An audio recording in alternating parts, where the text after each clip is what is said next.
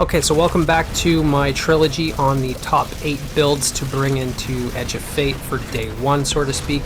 I've done Titan, I've done Hunter, check the channel. This is the Warlock version. You can skip straight to the timestamps if you're looking for a specific build. Keep in mind, things are subject to change as we discover the new artifact and the new meta and all the changes.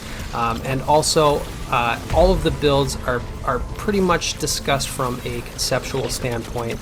The theory crafting, right? I'm not going to give you dib links because stats are changing and mods and weapons all change from activity to activity. So I try to keep it mostly conceptual, right? So with that in mind, I hope you enjoy, and I look forward to talking to you guys in the comments section and seeing y'all in Edge of Fate. Alright, so here is the guilty loadout, guilty of power creeping every other Warlock build in the game except for maybe Well of Radiance.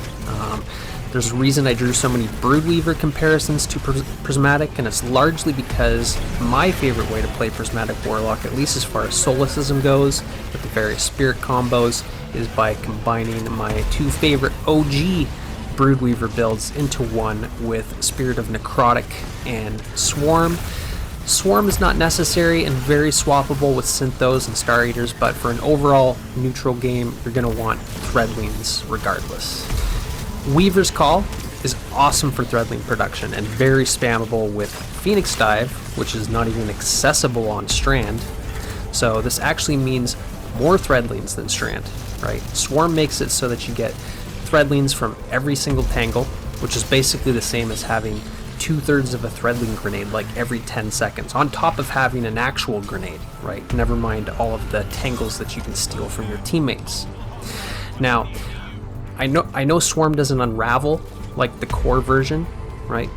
So you'd be right to say it's only half as good as the Spirit, and therefore the Spirit version is trash, right? But when you think about what Unravel is, it's really just damage over time that spreads, right? And that's exactly what Spirit of Necrotic does.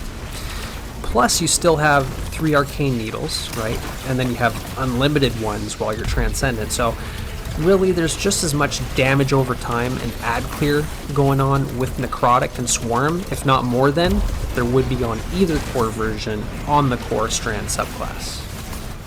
Now, same goes for Necrotic. You might argue that unlike the Spirit version, the core version ramps up damage over time, right? By a lot, and is therefore better for beefy targets, and you'd be right about that. So, I guess I would argue back that if you have Necrotics on Strand, then you don't have Swarmers, or Synthos, or Star Eaters, and you also don't have Radiant, Weaken, Transcendence, nor do you have a Nova Bomb or a Song of Flame. So, I don't know what to tell you other than the ramping up of poison damage on core Necrotic is far, far, far outweighed by everything else Prismatic has to offer. Also, you still get the additional poison spreading on Glaives, right, as you see in the gameplay, on Weapons of Sorrow as well, like what Osteostriga, Thorn, so it's very versatile, very effective at what it needs to do, and both Osteo and Thorn and Necrochasm are all overcharged in Edge of Fate for 25% extra damage. The only time I ever stray from the Threadlings on this build is if I'm hellbent on a Hellion, right, during DPS, and I can't go without Devour, which really only happens if I'm trying to show off my damage numbers at the end of a dungeon, right, or on the wipe screen. But other than that, if I want to play Bleak Watcher, I'm typically on Rhymecoat or Getaway. So as far as Solipsism goes, I found myself most often coming back to these combos and gameplay style, right? And even for Lightning Surge builds, since Facet of Blessing and Purpose, with things like Heavy-Handed and Recuperation, make up for some of the loss of Devour, right? Enabling you to still play aggressively, as you see me doing in this Expert Onslaught gameplay, which would have been better, by the way, displayed if it was Scorn instead of Cabal, drop pods gatekeeping my confidence. So you may wonder, well, what about Spirit of Inmost? Because I know it's a favorite for literally every single Prismatic class, but as I mentioned in my previous Titan and Hunter versions of this video, Spirit of Inmost doesn't make a difference when you're Transcendence, and you can become Transcendent very rapidly as it stands right now in Heresy, so I prefer necrotic because then you actually get an additional effect, right? As soon as you get transcendent, it's game over, and you can just lightning surge and throw arcane needles like crazy, and everything is exploding into pools of poison and spreading all over, right? Inmost doesn't do anything. It just slightly improves your ability regen when you're not transcendent. And that's when I just decide to play it safe and use my weapons and make decisions a little bit more carefully, and I build my meter back up. As far as that meter goes, I like to build all of my prismatic builds with roughly equal light and dark damage output. So if I'm using threadlings, then a vortex grenade is kind of a no-brainer, right? Side note here on vortex grenades, obviously add weakening on there from Facet of Dominance, but I mean, come on. Vortex grenades are pretty much the best in the game, and when you become transcendent, you're basically still throwing vortex grenades, only bigger and better, so it also makes for very smooth gameplay when transitioning between transcendence and non-transcendence. I mean, you basically have better than chaos accelerant vortex grenades on prismatic, which is absolutely nuts, and it's the reason that I haven't touched Voidlock, I think since Briarbinds came out in Season of the Wish. Right. But as far as reasons to stray from this build, if I'm using Lightning Surge instead of my needles, then I might consider a Threadling Grenade instead of a Vortex for more darkness energy. But I'm generally always on Vortex Grenade, right? Weapons, I mean, your weapons can also be the single biggest factor in building your Transcendence anyways. So, as we've seen with the likes of Lost Signal and Velocity Baton, but area denials are being nerfed. Right, so you may need better ability balances in Edge of Fate than you do currently. Obviously, weapons will still contribute, but I'm just making the point that light and dark balance should be a top priority for prismatic build crafting in general. So with this build in particular, I generally like to go with Nova Bomb because it's the best burst super in the game that Warlock has to offer, and when you enhance it with Facet of Courage, a Weakening Saurus, Feast of Light ×6, it easily competes with your Curus T-Crashes and Nighthawk Golden Guns. I mean, hands down. Running a Void Super also gets you access to Void Overshields with Facet of Purpose, so, I mean, you can become pretty tanky in an instant, especially since the Overshield hit point buff that Bungie implemented, right? When did that come out? Final Shape? I can't remember, but way better than the old Void Overshields. I think it's now better than most of the alternatives that Purpose has to offer. Purpose is great, but it's very frugal with its timer on Woven Mail and Restoration and Frost Armor stacks. I farmed Vesper's Host exclusively on this build when I was on my Warlock, and I was always pumping out top tier damage with Necrotic and Stargaters. One thing I've come to appreciate about exotic class items is that they're easily hot swapped, even more so than loadouts, because none of them have unique stats. You just set your mods up the same on all of them, and all you have to worry about is your one build, your one loadout. It's so much more efficient than setting up multiple loadouts with like 40 different mods to scrutinize, right?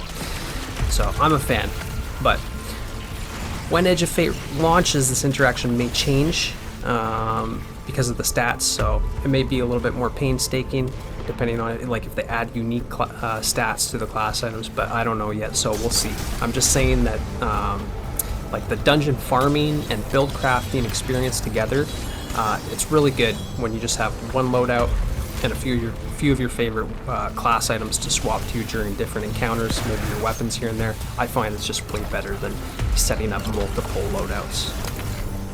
Okay, so all that to say, I think it's going to take some major nerfs to make prismatic subclasses less attractive, or some major buffs to the core classes to essentially power creep prismatic. But like we just learned, Bungie is buffing my build, and I think it's because they notice too many people are sleeping on Weaver's Trance.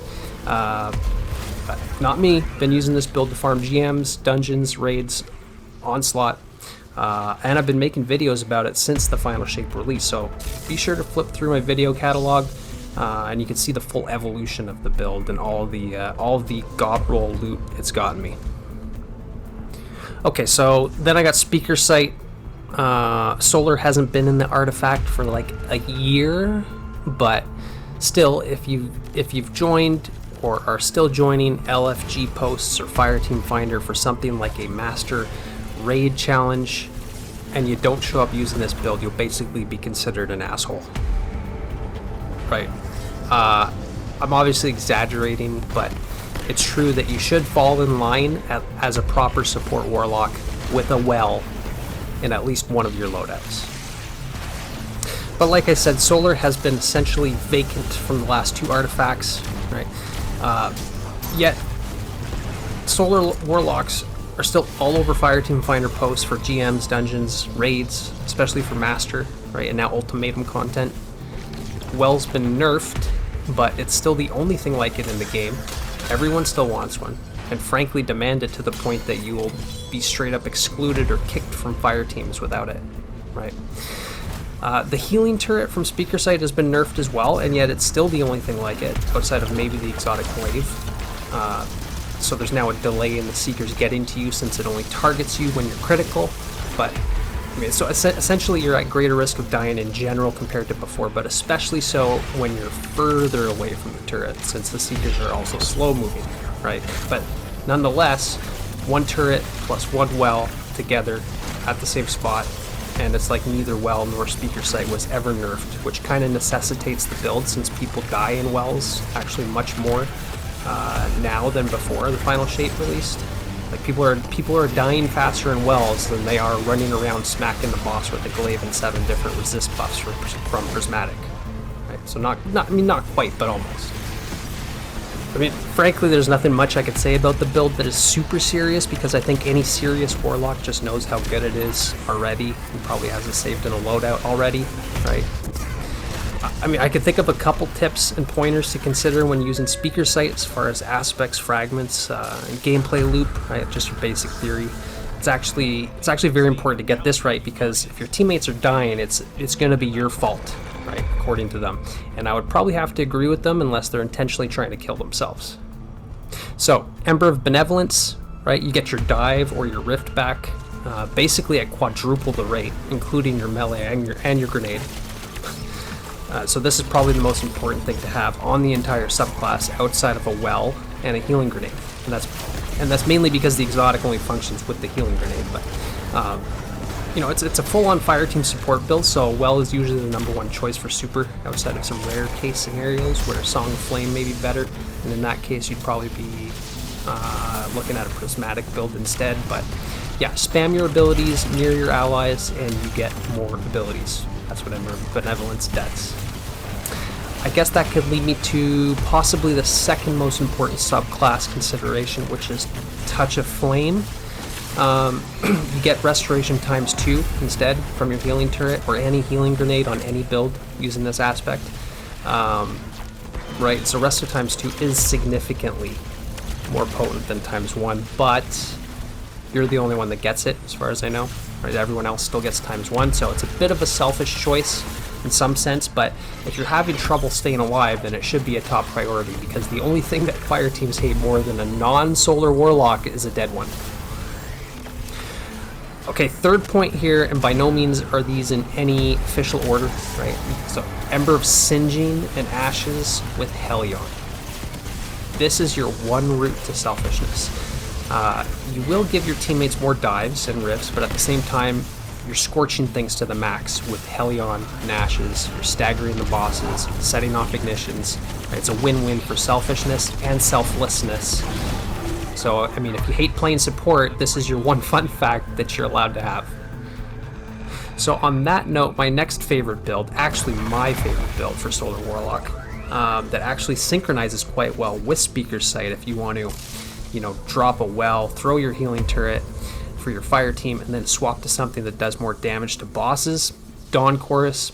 It adds 3 times the amount of scorch damage, right? Every damage take also gives you melee energy, which is a nice little bonus, right? If you're solo or in a fire team that's more chill, you can also use Daybreak as your super, since Dawn Chorus nearly doubles its damage output. It's actually pretty viable. It's not really about Daybreak though, as much as it is the Scorch and the synergy that you get when combining weapons and abilities that also Scorch, right? great build to use in GMs with Polaris Lance, or in dungeons or onslaughts with Dragon's Breath, 1K voices, anything that scorches, right? It's just better with Dawn Core. So I find it's the most suitable solar build for most types of endgame content. The main thing you want from your subclass is to make sure that you have Ember of Ashes, since Ashes also increases your Scorch effects by allowing you to build stacks faster, leading to more ignitions. Right? This is different than Dawn Chorus. Dawn Chorus is buffed to Scorch. One of them increases damage over time, the other increases Scorch stacks, so that you get to 100 stacks faster, and therefore you're setting off more ignitions, right? A little nuanced detail there. If you can afford it, also use Ember of Char to make your ignitions even better, because then you spread Scorch alongside the ignitions to all nearby enemies, right? And this could lead to one of the coolest effects in Destiny 2, ignition chaining. And you only really get to witness this on occasion, depending on the seasonal artifact, whether it has mods like solar fulmination or whatever it was, right? But even without all that, this build is more likely than most builds in the game to set off those types of fireworks.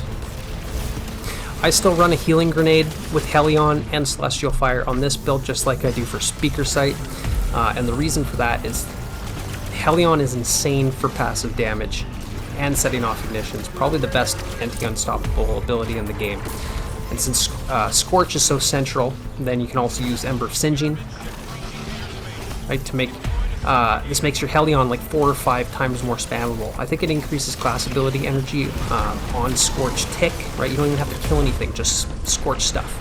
And it increases your class ability by like 300 or 400%, right? This also makes the build more sustainable and survivable, because obviously you're spamming more Phoenix Dives or dropping more Rifts. But the healing grenade is great to have in your back pocket, and I generally find that Hellion, Scorching exotic weapons, Incandescent, all the various ways that we have to spread Scorch in the game, it's plenty, there's plenty of things to keep the battlefield cooking, right? Pretty much perpetually. You need the balance of safety with the healing nade, but in my opinion anyways, but I wouldn't argue if you said heal clip on your bread and butter accurate weapon does the job well enough, right, alongside your Phoenix Dive. Okay, going from hot to cold, I then have Bleak Watcher. I love Bleak Watcher. Getaway Artist has been a real staple for most of us on Prismatic Warlock, but in Revenant we got Rhymecoat Raiment, which launched with a slew of stasis-themed artifact mods.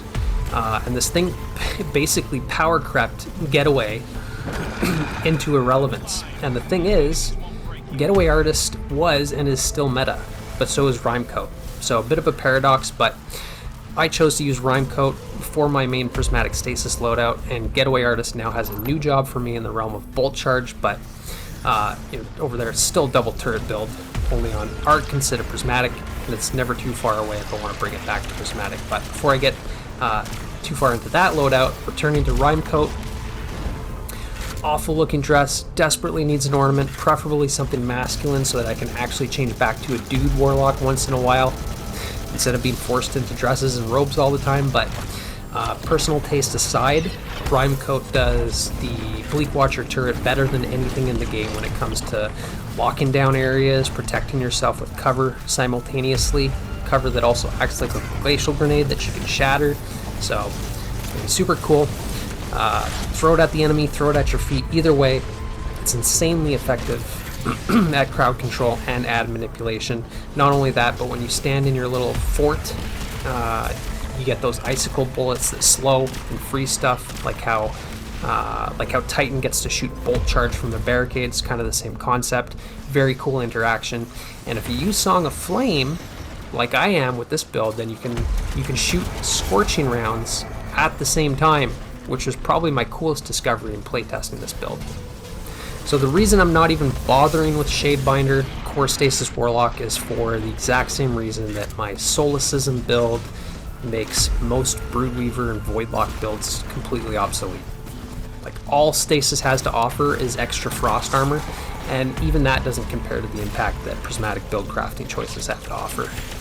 You can spam a lot of turrets with Devour as if you're using Whisper of Shards. You do more shatter damage with Facet of Ruin, just like you can with Whisper of Fissures. And most importantly, you're not stuck using the worst super in the game. You get 3 melees instead of 1, right? The list goes on. But anyways, the way I've been having fun on this build is by embracing the whole ice and fire theme, as I alluded to with Song of Flame. You get your Transcendence meter taken care of this way, and Facet of Ruin is working on both fronts for bigger ignitions and better shatter damage. And the thing is, solar damage in Edge of Fate is going to do more damage to stasis and strand debuffed enemies, so this is the perfect scenario for the build to shine. I like making elemental pickups with this build with Facet of Awakening. That way, like a heal clip incandescent weapon can make you fire sprites. Fire sprites give you grenade energy, so you get more Bleak Watcher energy. Dragon's Breath can also do this without Awakening. You get tons of fire sprites, and frankly, Dragon's Breath also does probably a better job than most weapons in the game at automatically shattering your automatically spawning stasis crystals from your Rhyme Coat enhanced Bleak Watcher. Right, you just throw your turret if you can afford it. Stick the ground with a Dragon's Breath shot nearby, and you've laid a pretty lethal trap that is unlike most effects in the game. Very fun build. Great for any activity, but especially so in Onslaught, and a lot of GMs, right? Especially like Battleground style Nightfalls. Super good. Okay, so then I've got my 2 bolt charge loadouts, this is the current meta. I've already done a couple videos on this setup this season. There's 2 loadouts, one for damage with Geomags, and Chaos Reach obviously, and one for your neutral gameplay with Getaway Artist, right, with double turrets and Electrostatic Mine, so it's like having 3 aspects. You got your Arc Soul, you got your Ionic Sentry, and you have the best Ionic Trace producing aspect in the game with Electrostatic Mine. You can also use this loadout to copy up to your blanks, like as far as the Getaway Artist, to switch it to Prismatic for Bleak Watcher instead of Sentry. Right? It's really a matter of preference when it comes to Getaway Artists and how you want to pair up with your Arc Soul. But personally, Stormcaller is my favorite core subclass for Warlock. It always has been, so I'm keeping my setup like this. And like I said, if I'm in a Bleak Watcher mood, I'll go mess around on the previous build. Anyways, if you want more info on it, like I said, I highly recommend you just go check out my videos from this season. Just go to my page. There's not that many videos that I put out this season. Easy to find, and they're very popular. So I mean, check them out. Well, very popular from my perspective with having 2,000 subs, or not quite. So make sure to subscribe and actually get me to 2,000. I appreciate it. But yeah, I know Arc is getting ousted from the artifact in Edge of Fate, and Bolt Charge may be a lot worse than it is now. But I know for a fact I'm still going to be craving this build. Heck, when the final shape released, I used Stormcaller to solo the entire Legendary campaign. I gradually transitioned into Getaway Artist doing that, but this will likely be a very good build for the new campaign, especially now that we have Ionic Sentry. And especially without having all of the new stuff unlocked, right? That's going to be a process, so it'll be a good day 1 setup. And I think it's going to be good throughout Edge of Fate. Still, even without Arc, at the very least I'm going to be having fun, right? Plus, nothing is quite like Chaos Reach and Geomags, right? Sometimes it's the best super to use for certain situations, so you can't really go wrong by taking the current meta and bringing it into the new season to at least test it at the very least. Okay, so then I've got Broodweaver. Broodweaver is a tough pill to swallow, to be completely honest. The subclass wants you to lean into Threadlings and Unravel, but you can basically get the exact same thing on a better overall subclass in Prismatic, right? As I've already mentioned tons of times. Weaver's Call and Arcane Needle are available on both, so what would be the point of even bothering Core Strand, right? So I could touch on that. Well, technically, Broodweaver offers better Threadlings with Thread of Evolution, right? But the problem is that Threadlings have already been buffed to a point where they basically one-shot red bars now, even without Evolution. And since they're only intended and useful for passive ad clear anyways, then the bonus damage is pretty irrelevant, right? I mean, the tracking is nice, but I mean that's pretty marginal. And of course, it makes for a better needle storm for sure, right? Because your needle storm is laced with threadlings. But even then, like Prismatic can just do a transcendent Feast of Light needle storm on a weakened enemy, which arguably far outweighs the latter. So, I mean, this is the reality that I've come to experience in revisiting Broodweaver recently. Like Prismatic does all the same flavor, but better, much better. Except for this one strand loadout that I saved from farming Legend Onslaught back into the light. I brought it back into my loadouts. Karnstein's Karnstein armlets with Weaver's Trance, not Weaver's Call, Weaver's Trance, and Suspending Tangles. Right? It's a crowd control glaive build that doesn't rely on threadlings whatsoever, and I think Core Strand does this style of build better than most builds in the game. For contrast, you can freeze on Prismatic, but you can't suspend, right? In Edge of Fate, freeze is also no longer going to stun unstoppable champions, but suspend still will. So there's an attractive reason here. On top of that, suspend is getting buffed. Like Bungie told us, they're giving us an extra second of suspend, which doesn't sound like a lot. But when Bungie nerfed suspend by only 2 seconds in the final shape, it basically killed all suspend builds in the game. So by adding a second, you would think at least half of the people that are disgusted with the current suspend effect should at least be willing to give it another shot now. But anyways, with or without the buff, I still use this build and I don't notice a difference because the enemies typically die before they can ever unsuspend. And since I could suspend stuff back to back anyways, then the timer isn't much of an issue. So as much as I want to sell this build based on the suspend buff, I don't think it matters one bit. Rope them up, cut them down, easily stay alive with Karnstein's Restoration and Cure on every glaive kill, melee kill, and finisher. Super simple, super good, especially since you can't get Resto from the Strand subclass, right? I mean, this isn't Prismatic, so I'm basically stealing the concept of Prismatic by stealing buffs from other subclasses with good exotic choices. So Karnstein's for some Solar, Buried Bloodline for some Void, Devour, Weaken. Right, I'll talk about that more in a second. But the cool thing here is that glaives actually have more synergy with this build than most. I know Bungie is about to finally make glaives work with aspects that buff uncharged melees like Knockout on Titan, for example, but for the past 2 years, glaives, since they released, have worked with basically nothing, right? But glaive kills do work with Weaver's Trance, and not only that, but you can also produce orbs of power from suspend kills through Thread of Wisdom, which is pretty cool. How else does one normally make orbs of power from glaive melee kills? You don't, right? Siphon mods don't work. This is the biggest annoyance if you're dedicated to a glaive build, because you get in there and you start hacking and you soon figure out that you're not making any orbs like you would if you're using weapons or abilities. So in this case, Thread of Wisdom is giving me orbs from my glaive kills, and then the orbs are giving me Woven Mail from Thread of Warding, plus all the benefits that orbs give you from your boot mods, such as recuperation and more Weaver's Trance energy from Preservation. So if you build it and play it right on every glaive kill, you will get Cure, Restoration, Devour, Woven Mail, and you're going to suspend everything around you. Pretty close to Prismatic.